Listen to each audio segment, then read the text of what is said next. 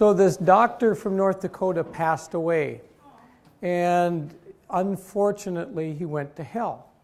So when he got to hell, the devil stood there and he said, okay, there's 2 doors, and hell isn't that bad because you get a choice when you're down here.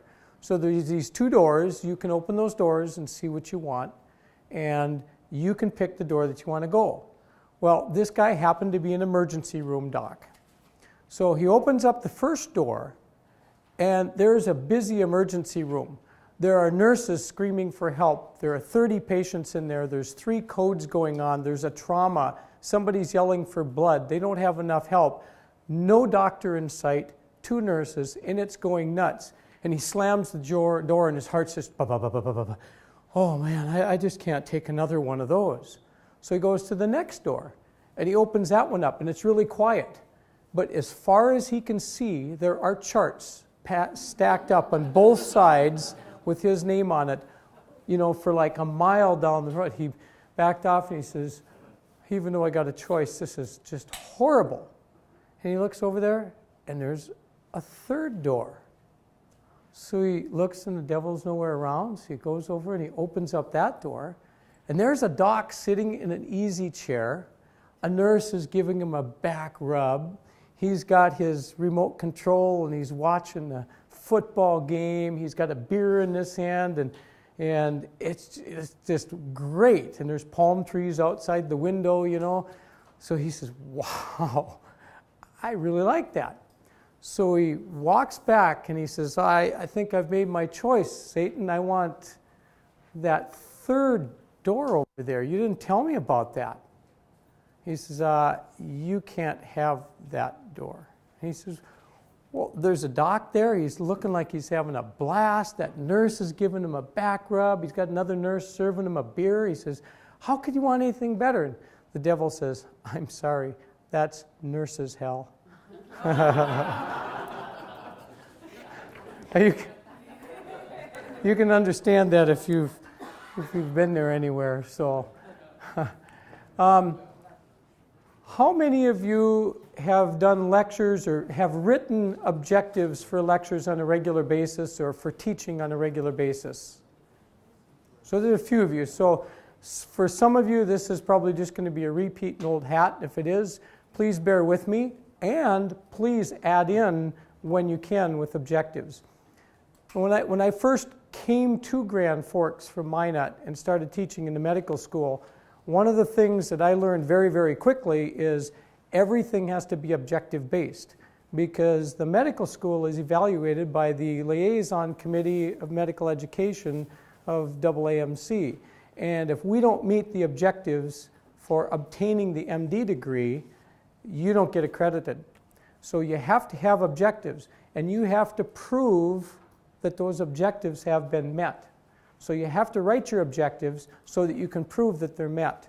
They have to be very clearly proven. So it was something I learned very quickly, how to write objectives. And at the beginning it becomes very, very difficult. But after a while you kind of learn how to do that. But it becomes very important, as we'll talk about, why we want to use these objectives. So what our objectives for the objective lecture are, that we want to describe the purposes, why you want to teach with objectives. Want to give some examples of the specific measurable objectives, and then help you get the tools to develop a teaching strategy using objectives. So what is an objective? How do you define it? These are statements which describe what the learner is expected to know as a result of your teaching. So the objectives here, I want to describe to you what you need to know or what you should know when I get done talking with this talk. And if those objectives aren't met, then either you are sleeping, or you don't speak English, or I don't do a very good job of presenting it. And it provides a way to measure what you get and to measure what I do as well. They're easily measurable, and they're specific. There can't be any gray zone about it. And by measurable, I mean I have to be able to immediately find out, did you learn that objective? Was that something that you can tell me right now that I can say, yep, I know that he learned it. And we use the mnemonic SMART. And the SMART tells what they're supposed to be: specific, measurable, we better go on here. Specific, measurable, attainable, and they have to be realistic, and they have to be timed. And we'll talk about that. So one of the objectives, if they're going to be very, very specific, and here's an example of an objective, by the end of, what is it the end of? By the end of the scenario, by the end of this teaching session, whatever, who, and generally it's like the learner, will be able to, and then you have to describe an action verb that is very easily measurable, and it'll talk about some kind of the knowledge. So here's a good example. By the end of the scenario, the learner will be able to define 3 causes of hypoxemia. So I could say, Sonia, tell me 3 causes of hypoxemia, and you could either list them or you couldn't list them. Now for me to be able to say something different than that would make it not real measurable, an example would be, so the objective is understand the causes of hypoxia. So I can ask you again, do you understand the causes of hypoxia? Okay, she does. Do I know that she does? It's not measurable, is it? So verbs like understand, be able to understand, learn, know the relationship, have no place in objectives. And if there's like relationships that they have to know between this and that, you have to specifically state something. But they have to be very, very specific when you make up those goals. So that if you don't make them specific and you're out there teaching in these in a small town or even in your own large hospital system, and you don't have specific goals, you're not going to know if you achieved what you're supposed to achieve. You're not going to know if those people passed what they need to be certified to do whatever they're supposed to do. And then when we come back and say, okay, we have to give our annual report or our quarterly report to Helmsley and show what was learned and how many learners actually got this and whatever, we may have trouble doing that. And then we're going to fall short of our goals. And so education is being very accountable nowadays, and this is just another one of those examples. So again, what is the purposes? Well, I look back to when I graduated from college. 3 of my buddies and I decided that we're going to take my car and we're going to drive to Southern California. We're going to drive up Highway US 1, I think 101 or US 1 or whatever, and we're going to hit all the beaches and the oyster shops all the way up to Seattle, and we're going to come back. And that was our goal. And I thought, wow, this is going to be fun. We loosely planned this for a couple of months. And so we're going to go do that. But we weren't specific. We didn't really know where we were going to go. We said, yeah, we'll go out to San Diego and drive up to Seattle. We didn't plan it very well. We didn't know where we were going to stay. We didn't know anything. So it comes a week before graduation from college, and the other 3 guys said, I'm not going. We have no idea what we're going to. Sure, we're going to go to San Diego. We're going to drive up to Seattle. And he said, well, have you planned where you're going to stay? What places? How long are we going to go? I said, yeah, we'll just do it on the cuff. We're young. We can do that. Well, that wasn't good enough for them, and I got the message. We didn't know where we were going to go. So that we didn't have an objective in there. So we didn't go, obviously. So if you know where you're going to go, the chances of getting there are a lot better. If you know that you're going to teach the causes of hypoxia, you know very easily that you'll get there a lot better. It'll also guide your planning and how you deliver it. So if you have the objective and you're going to teach specifically 10 things that do this, or if you're going to teach the pathophysiology of this condition, or you're going to teach the medicines that are used to treat DKA, whatever it is, if you specifically say it, you know that road, it's a lot easier to get there, because then you don't have all these distracting variables that you as an instructor are going to start bringing stuff in and think, well, I better add this. maybe I better add that. You've all been there and think, oh, there's so much stuff. I can't put this all in a lecture. But if you have the objectives, it narrows it down, you teach to the objectives, and you get there quicker. This guides the learner and helps the learner focus and set priorities as well. So if you come to this course that we're putting on this week and the next 2 weeks, and we don't have clear objectives, or we don't tell you what we're going to learn, that you're going to learn, you're not really going to know, what do I have to take out of here? What do I have to do when I'm on that truck? You know, I know how to teach. I can teach them, but you're not going to know what's needed, what they're needed. You're not going to know what SIM-ND is obligated to do and what our accountability is. And then you can analyze what's been taught and the levels of learning. For example, you're going to be teaching multiple levels out there. You're going to teach first responders, you're going to be teaching EMTs, the basics, you're going to teach paramedics, docs, PAs, graduate nurses, head nurses, nurses who have been there for years. So you're going to have all different levels. So the objectives are going to help you attain those levels too. You won't expect a first responder to, you know, as an objective. At the end of this session, the learner will be able to describe the physiologic events that occur at the cellular level in a myocardial infarction. You know, I would expect my medical students to do that.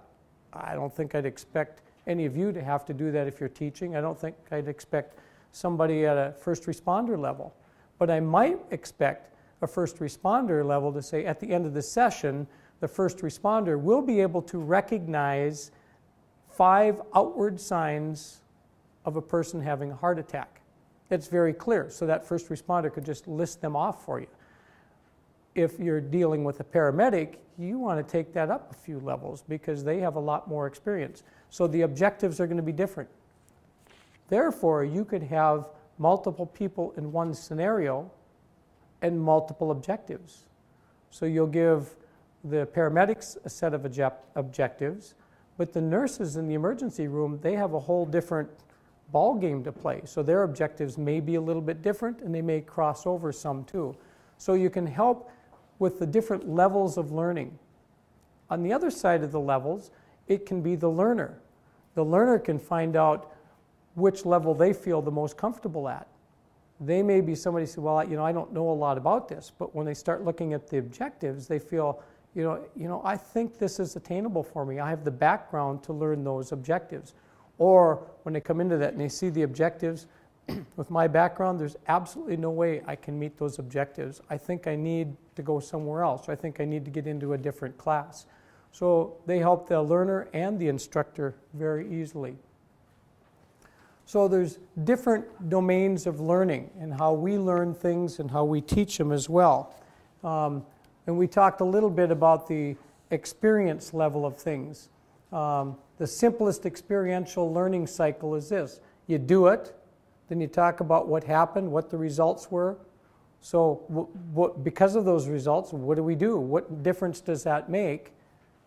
Now that I know what differences it makes, what do I do about it? And then you do it again. And that kind of a learning domain is where we use these learning objectives so that we can help teach a little bit better.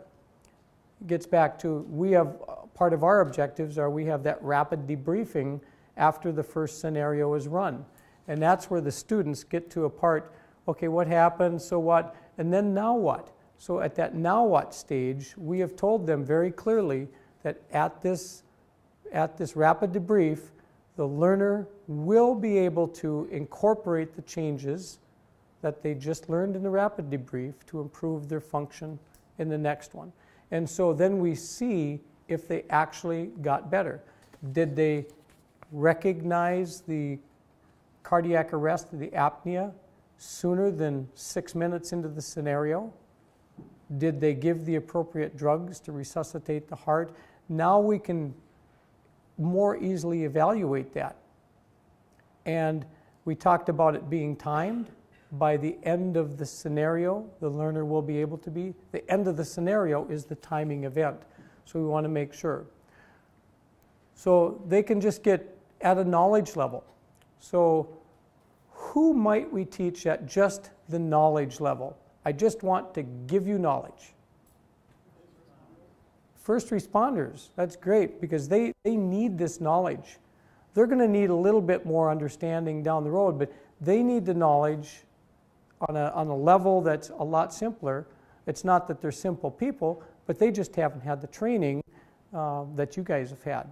So then we get to comprehension. So first responders can probably understand or comprehend some of the stuff. So you can teach them about coronary ischemia, how to recognize the signs of a myocardial infarction. And so when they talk about it, they've got knowledge from being around, don't they? They know what heart attacks do to you.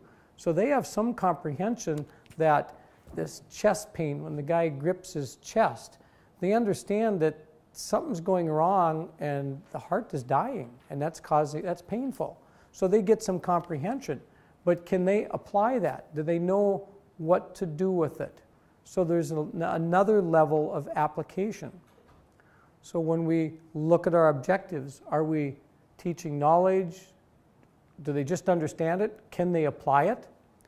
A next level that even gets deeper, can they analyze it? In other words, do they understand what's going on, and can they analyze the ramifications? And can they analyze what it means to that person and how much time they have, and then start thinking in different levels about what they have to do with it? Then can they put it all together in the context of everything that's happened? Oh yeah, this guy just told me that his dad died at age 50. This guy's 55. I'm putting it together. This is becoming more and more risky. I just see that somebody took a blood pressure. Oh, that blood pressure is 60 systolic. His heart rate is 140. Aha, so somebody got an O2 sat, and the O2 sat's 80. I think we really have a problem. And then to evaluate and say, this is a myocardial infarction, this is what I need to do, and I need to do it right now, and then actually do it. These are all different levels, and the objectives can be written to all these different levels. And so that based on all their learning domains. Cheryl, anything to add? I know this is an important slide to you. And if you remember, this looks a lot like Noel's learning level from yesterday. And so that there are going to be similarities that you see again and again, that trend, and it's do it. What happened? So what? Now what? And it brings it kind of all together, another circle for us. So what the objectives measure. The key information that's important for the learners. When we're doing simulation, as we mentioned yesterday, for a lot of people this is a big, flashy, high-tech thing that, gee, they're going to love it. So for them, it may be, I'm going to go into this and have some enjoyment. I get to play with toys that not a lot of people get to play with. That's an objective. You know, when the learner gets done with this scenario, they can list what types of fun they had, but that's not what we're there for. We have to take it a little bit further. So we have to know what information, and the learners need to know that too, because here's the Mediman sitting there, and he's talking and breathing, and then he goes apneic or something happens, and what are we going to learn out of this? We're going to learn everything from the arrest to resuscitate to transport. We have to focus in on it. The objectives will help them focus in on that. How about the skills for the learners? There's a lot of skills, including interpreting, certain skills of evaluation. There are physical skills that they'll have to do. We have to spell those out very clearly. And then the SimND, how are the same or different from student learners? So SimND meaning you. How are you like the learners that you're going to be teaching? Many of you will be just like those learners. They could be sitting in this classroom. They just haven't had the training for this or utilized the equipment, but those learners are at the same level as you. Many of them are different because even though they have the same training, they have the same background, they haven't seen nearly the number or nearly the critical care things that you have seen. So there's a difference between them. They may be a totally different profession than you are. Your paramedics and nurses, they may be RT. They may be emergency room techs or something. So you have to all take that into your considerations as well. What connections should the learners be able to recognize? That's a big thing in medicine, as you know. If A, then B. If we see this, you can expect this. And one of the connections that really popped into one of my medical students' minds is when he came on the service, this is in intensive care, he says, you know, I really want to learn when people crash.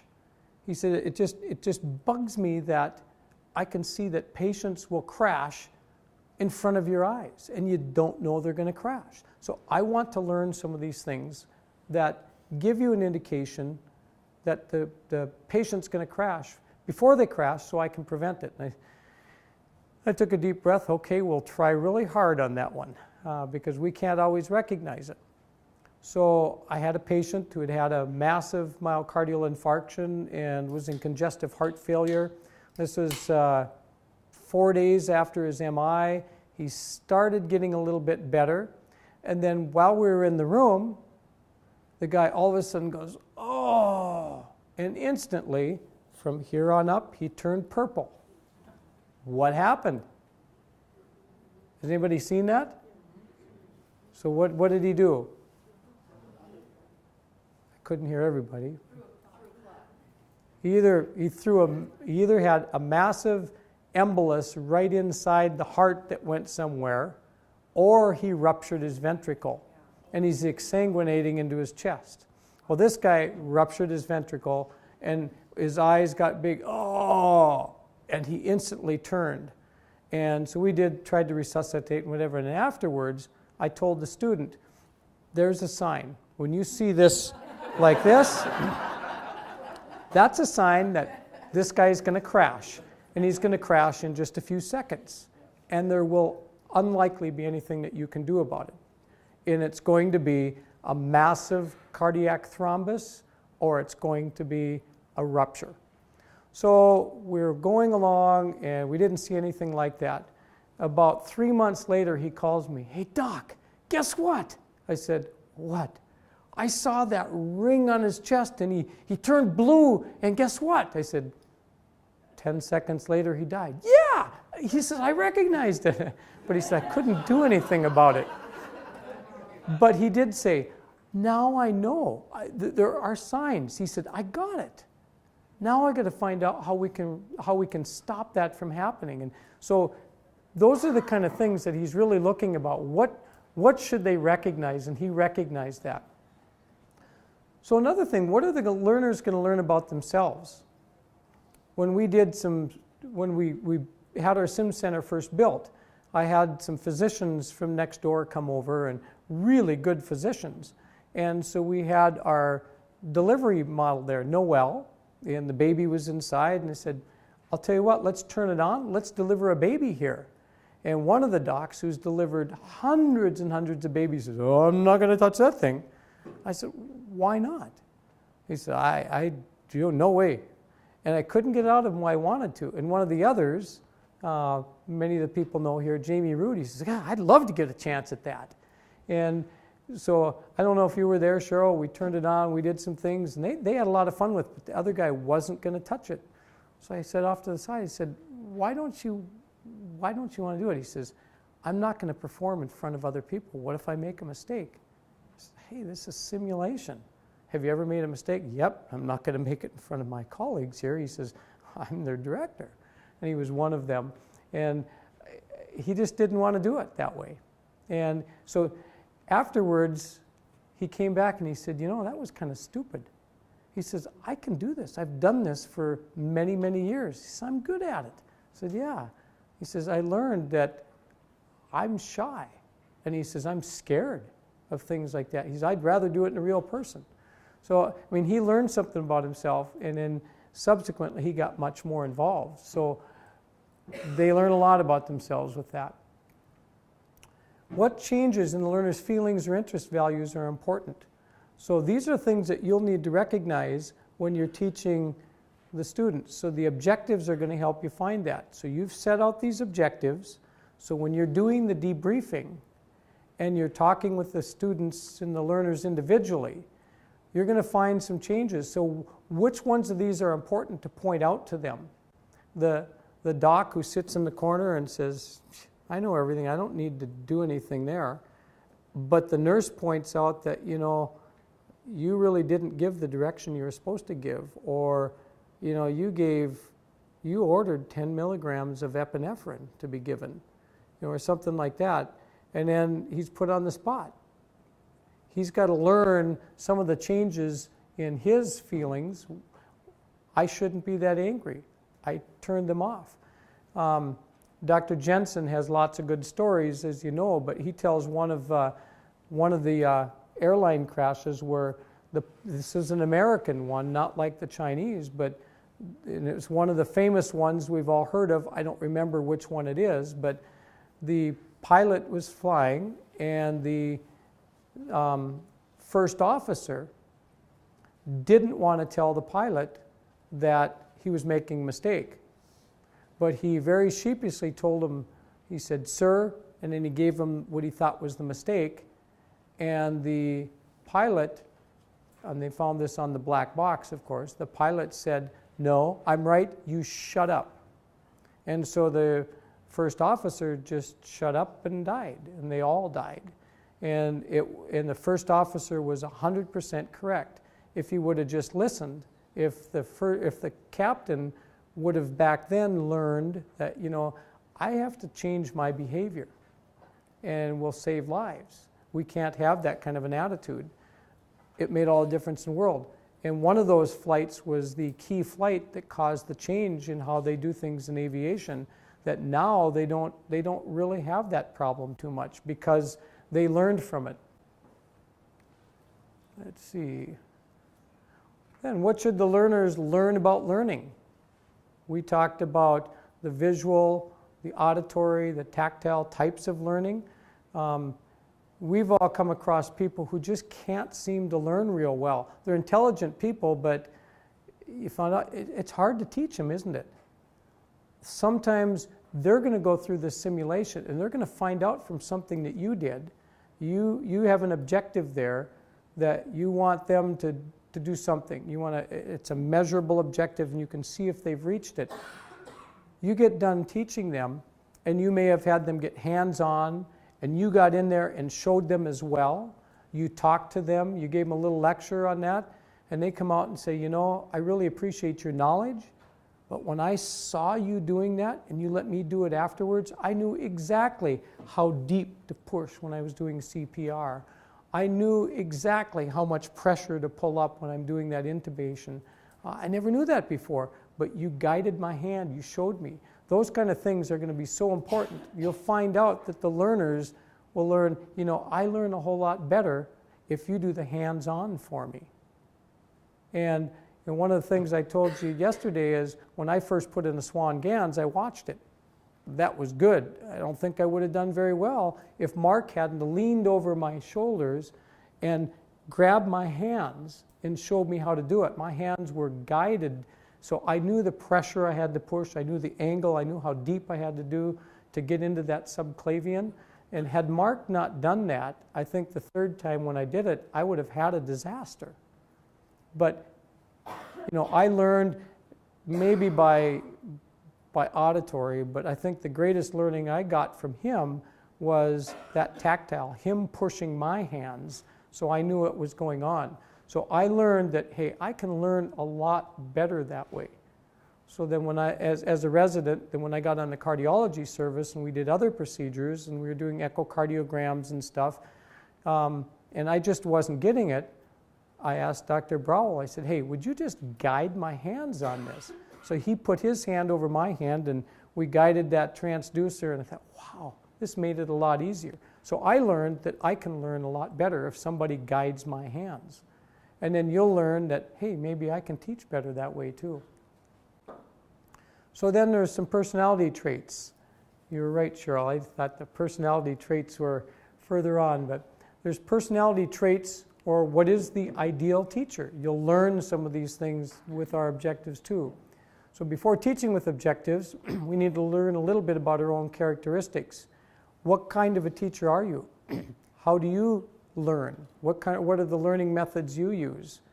How close can you stick to these objectives? What kind of things do you know about them? There's a personality checklist in your packet, and I'm going to call on Cheryl in a moment. But I want you to total up your answers. There's 2 columns, and there's, I think, 3 sections. So if you want to pull that personality thing out, and then in 2 columns, you pick one or the other. And you just go on down, and then you total it up on the various things. Do you want to? I'll have Cheryl come up for that. And again, this may seem like, oh, this is childish stuff. This is stuff we don't need to know. But you know, if you know about yourself, you will know a whole lot better how that you're going to be a teacher and how you can present these objectives and how you can help the learners to learn what their best method is. And I can promise you, by knowing your techniques or your personality inventory, that your evaluations are going to be a lot better, and you're going to find you're going to have a lot more fun with educating when you know these. Yeah. And again, don't spend a lot of time with the answer. Just go through and, oh, that sounds like me, that sounds like me, that sounds like me. So how many minutes do you need? They'll need about 5. Okay, so just take about 5 minutes and then tally them up, and we'll be right back.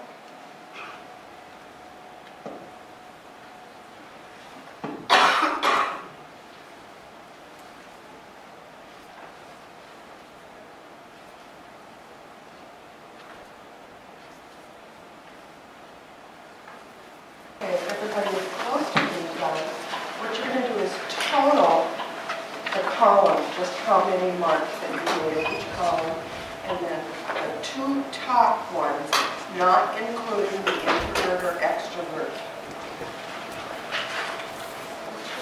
The first page talking about being an extrovert or an introvert, it's really interesting that most college educators are very much introverts. That they like being alone, they have a few close friends, they prefer to study alone, and they work alone. They focus on a project in its entirety. So that's high school or college faculty. But who do they teach? Do they teach a bunch of introverts? No. No. What do we know about college students? It is probably the most social time of their life, right? And so they are very much extroverts. And so is that one of the reasons you think that there's some disconnect at freshman year? Sometimes it is. And it's unfortunate that we can't find someplace that meets the minds. It's so interesting that the social teacher oftentimes has the best rapport with their students on campus. It doesn't mean the students learn the most. That just means who they like the best. So the first page is just to try and figure out where you fall in. And you can be an excellent or an expert teacher, regardless of whether you're an introvert or an extrovert. And I bet none of you could guess by looking at me that I really am an introvert. Right?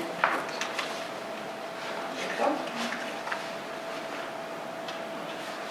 I really am. So I have to work hard at getting the extrovert part of it out. So the next ones are the sensing, intuitive, thinking, feeling, judging, and perceptive. And so normally what they talk about, that you have an SJ, or a judging, sensing type of teaching personality background, or a sensing, perceptive. I think that's what that is supposed to be, perceptive, or that you are a intuitive thinking type of instructor. And so what I'm going to ask people to do, just this little bit before we have our big exercise, is that if you are an SJ type educator, can you go and you can go here? What if all of our numbers are about the Huh? same? What if all of our numbers are about the same? You don't have any two that stick out. No. None. Then pick one if you're not. Yeah, pick one. So we'll do SJ over here. SP kind of here in the middle. NT here. And then NF on the side. You're an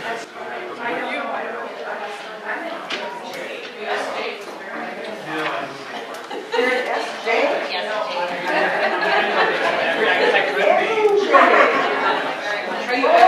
I am.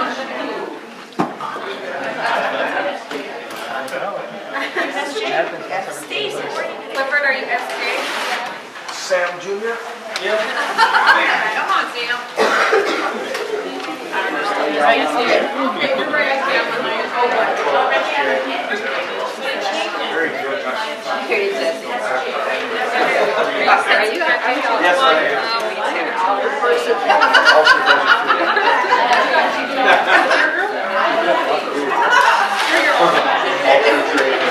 You're going to stay in your group, okay? Now I want you to take the adjectives that you use to describe the learning style, and you need to, you'll have 15 minutes, and I've given you an objective, but you have to discover how to teach it, thinking about your learning styles from yesterday. So, after the lesson, a child will be able to demonstrate how to successfully tie their shoes. Back there. Describe how to tell time. Using the adjectives that you have, as well as the learning styles were given yesterday. Practice riding a bike. Just make something up. Tie shoes. So it's We're going to go routine. back to riding a bike. Who do I have left? Us. But we're tying No, shoes. No, we're tying shoes. I'm gonna write it We're down. kind of blunt. There we are. Yeah. So you want us, You want us to 5 minutes. Okay. Huh? There. I'd have to do this You like can ride a bike. Yep. stop. I'd have the step-by-step method. I was going to step-by-step with shoes. Pictures. So it's a routine. Yep. Here, do you want Yep. a shoe? No. Yeah, because you take the loop, you make one loop, you take the other one, make a loop, and or tie it around, whichever way you do it. Goes around the Yeah. You have tree the and it's got objective. kids tying shoes. Now That one you can create see. the That shoe you can see. lesson. Yeah. For the visual learner. There we The go. lesson. Yeah. So, what's the goal here? We have to create, we have to create the lesson to teach the child. What's our lesson? We have to actually teach the child to tie their shoes. First of all, does everybody have their shoes the same? Does everybody, well, are we right-handed or left-handed? That's going to Yes, be key back. there we go. You have to first decide if they're right or left, because my stepson's right-handed, but his mom is left-handed. Yeah, I've done. All right, let's go ahead and see what everybody got for their experience. So, how many groups were tying shoes? We got 1 and 2. So we'll start with the 2-person group. And give us your teaching method for tying shoes. How to tie shoes. First, we're explaining why they tie shoes, so they have. I'm gonna hold the visual here. So they have to tie shoes. You tell the kids if you don't tie these shoes, they're gonna fall off. And then we went into a visual, so actually show either like a video or some type of like a demonstration sort of. Does the shoe stay on? That's the measurable outcome right there. And then for the verbal, utilizing languages appropriate for their age, such as make an X, pull it through, pull tight, then have 2 bunny ears, and the bunny ears make an X, pull it through, tight, so they can have some type of song or analogy along with it, so it becomes fun. And then the last one was the tactile, which we would, The shadow undertone through it. and then they have to practice. It in your learning style, the conglomeration into what letters do you have? Oh, we are, we officially became NP, or NI, NG. They don't know. We don't know. Okay. Whatever we are today. Yeah, we're whatever. So is that how you taught your kids how? Pretty much? I bought that one. That's an ER dog. So, let's hear how you're going to take some out of time. We've got a good process, you know. Well, we would use a good visual aid. Nice, bright shoe, of course. The method we would use would be called the crisscross, loop, swoop, and pull. That's the method we would use. And then, if that didn't work, of course, we want to go Velcro back up. Number 4. Number 4. And then, to measure it, does the shoe stay tied when they're done? That's a measurable outcome. That's the measurable outcome. That's measurable. Will it stay on the foot and not fall off when he runs away? Right. Yes, but it's still tied. That's how legit it would be caught in if the it chain stayed tied, and rip your and shoe not off. tied. What's that? I think your measurable outcome is does it stay tied, because most kids shoe won't stay on. Both of those are measurable outcomes, yeah. Well, good. I like that. Who's without a shoe over there? Okay, telling time. Who's telling time? Okay, how do we teach to tell time?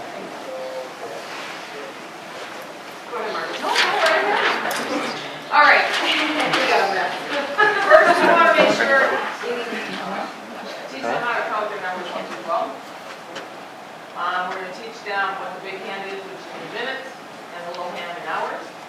We're going to teach them, example like 1 o'clock, that when it says 1, it's going to be 1 o'clock. So when you ask them what time it is, it's 1 o'clock or 2 o'clock.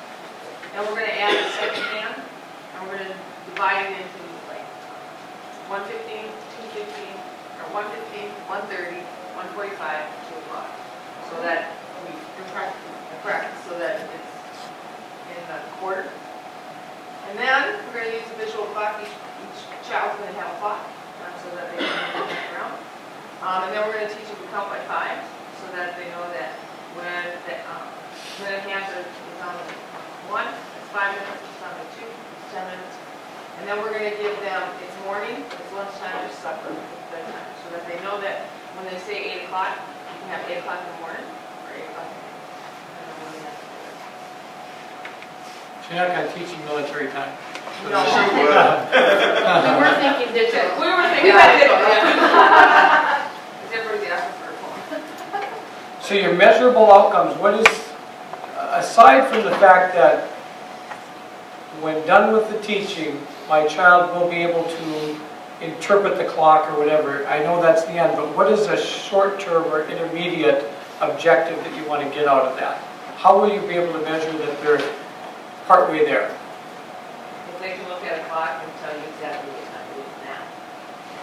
They would be able to count by 5, they would be able to count when they're Yeah. 12, they would be able to. So that's a good point. One of your things was to make sure they can count from 1 to 12. Right. So one of the intermediate outcomes is going to be that you will hear them count 1 to 12 and point to the numbers as they, something like that. So they'll get there. They'll be able to do that. They won't do the military time, but they'll get there. Did anybody else have the time one? And then we've got riding a bike. Who did the riding a bike? So we've got 2 groups riding a bike. Or are you all one group? Okay, you guys first. Well, okay, so the first thing first, we're going to demonstrate the child how to ride a bike. So I believe riding to the ground. Like a bike, ride it, so when the child knows the end result, right? Show us what that looks like. There you go. Okay. Then we have very analytical kids. So we're going to describe the unknown consequences, such as you will fall, you will get injured potentially. That's our sensing side. So that they're not surprised by things like that. Then we're going to show the safety stuff. Well, this is how we limit or mitigate our injury. And safety type stuff. Then we're going to do the actual guiding process where they get on the bike. We guide them, walk them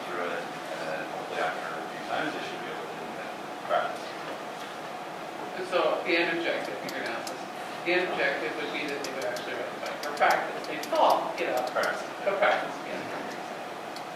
So an intermediate one at least, or what you want to do is that they will actually get on the bike and follow your directions.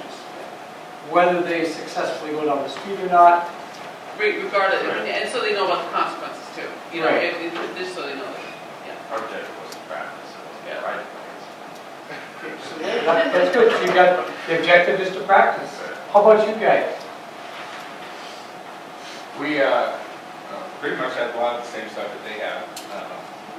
Demonstrate how, first thing we did is we divide our day up into a classroom so that we could go over rules of the road. Shoe comes on tight, you keep dropping the chain. Go over safety equipment, we go over proper You signs. won't be able to tell someone anyway, so that's right. It's all right, they'll just check it out. Then we would do the demonstration. We would go out and set up a course with safety bars and demonstrate to them, just like you guys did, over your course, and then we help them, start out with training them so that they would learn how to get sitting up or staying upright on the bike instead of falling over all the time. Have a little bit of course. Yeah. Yeah, we did. And basically, that's it. And then at the end, we would reward them with something. Whether or not they were able to ride great or not, doesn't matter. It's that they were able to reward them. But it's explained that it takes more than enough time. And our measurable outcome would be that they were able to describe protective equipment and describe sizing of the bike. So that's the Schwinn University.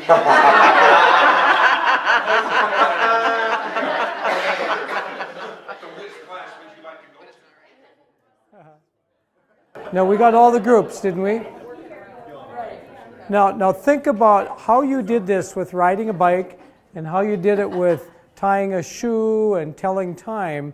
So you're going to be having, eventually, you're going to be teaching somebody maybe to put in a chest tube. You're going to be teaching, well, how do you intubate somebody in an emergency or in the back of a rig that's rolling down the road?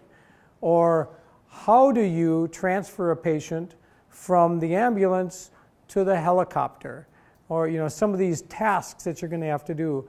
Or how do you teach somebody to appropriately institute CPR? These are the things, because they're going to think, well, we just jump on there and start pumping. But there are some processes. We think of all the processes, we break it down to the processes, but we right now are way past that level. So we just dive in and we do it. But in that process, we've done all those steps. But because of our knowledge, our experience, our intelligence, we're able to bypass a lot of those steps that we just talked about. So it's those steps that the learning objectives are going to get to and measure as outcomes that will help them to get to the point where you are now. And one of the things that, again, I'll relate to medical students with objectives and teaching them, one of the things that we teach the students is how to do a very good, I don't want to say immaculate, but very precision-based physical examination. They get out into the third year and the fourth year and they see their preceptors skipping all these processes. They say, well, my preceptor didn't do this or didn't do that. Or here's what you do to arrive at this decision. And they say, my preceptor didn't put together a differential diagnosis and then work through the differential diagnosis and then come to the end. Well, in effect, many of the preceptors are doing that. But they're going through it so fast in their head, they've done it so many times that when that person comes in with chest pain, they're not saying, chest pain, this is cardiac, so I'm just going to go to cardiac like he does. They're thinking, okay, chest pain. The guy took a baseball to his chest last night, okay, so trauma maybe, something like that. His dad died at age 45 of an MI, so I got to think about this. The chest pain gets worse when he's exerting himself. So they're thinking through that, but they've done it in their head without speaking it, and they arrive at a decision. So they've gone through the steps, but the medical student doesn't see that. But what we're trying to teach them is exactly these steps that you guys just did, using objectives so they can get to that end result, and then we can actually measure that they got there. Then as they get in practice, And the same with your students, your learners that you're going to teach on the trucks. They're going to be able to, if they haven't already, they're going to be able to put these things into play and use those steps that are going to come so easily, just like it does for you. Then they'll finally get to the point where maybe someday they'll be teaching it like that as well.